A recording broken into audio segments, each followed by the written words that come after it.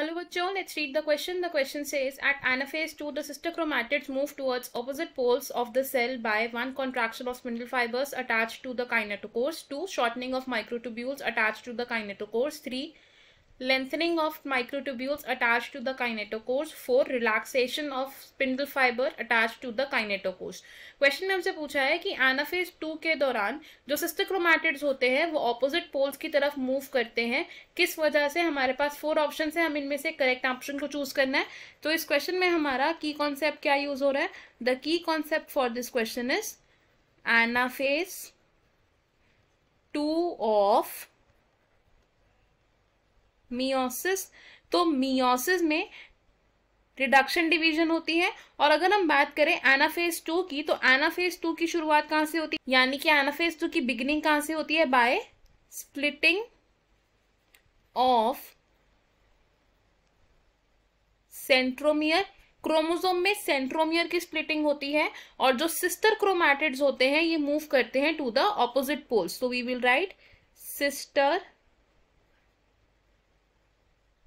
chromatids move to opposite poles, और ये movement किस वजह से होती है? Because of the shortening of microtubules जो काइनेटोकोर से अटैच्ड होते हैं। Because of the shortening of microtubules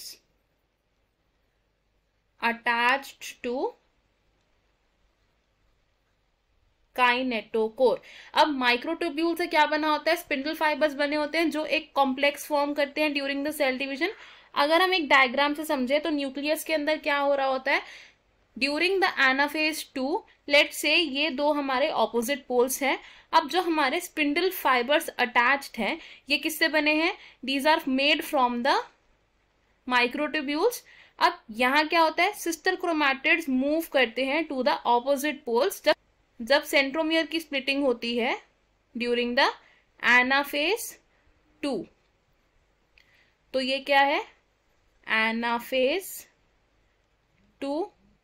और यहां क्या होता है?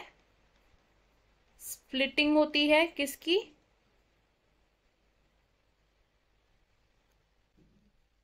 और इस स्प्लिटिंग से क्या होता है? शॉर्टनिंग ऑफ माइक्रोट्यूब्यूल्स, और माइक्रोट्यूब्यूल्स अटैच्ड होते हैं टू द काइनेटोकोर्स। तो इन दिस क्वेश्चन हमारा जो करेक्ट आंसर है वो क्या होगा? It is option 2 which says shortening of microtubules attached to the kinetochores। बाकी के ऑप्शंस क्यों रॉन्ग है अब ये देख। ऑप्शन 1 हमारा रॉन्ग होगा बिकॉज जो स्पिंडल फाइबर्स होते हैं ये किससे बने होते हैं? From the microtubules only. तो हम क्या लिख सकते हैं? These are formed from microtubules. Option 3 wrong होगा हमारा बिकॉज माइक्रोट्यूब्यूल्स की लेंथनिंग नहीं होती, यानी कि माइक्रोट्यूब्यूल्स लंबे नहीं होते सिस्टर क्रोमैटिड्स को पुल करने के लिए। And option 4 which says relaxation of spindle fibres भी रॉन्ग आंसर होगा हमारा बिकॉज स्पिंडल फाइबर्स में रिलैक्सेशन नहीं होती है। सो इन दिस क्वेश्चन हमारा करेक्ट और फाइनल आंसर है option 2। I hope you understood it. All the best. Thank you.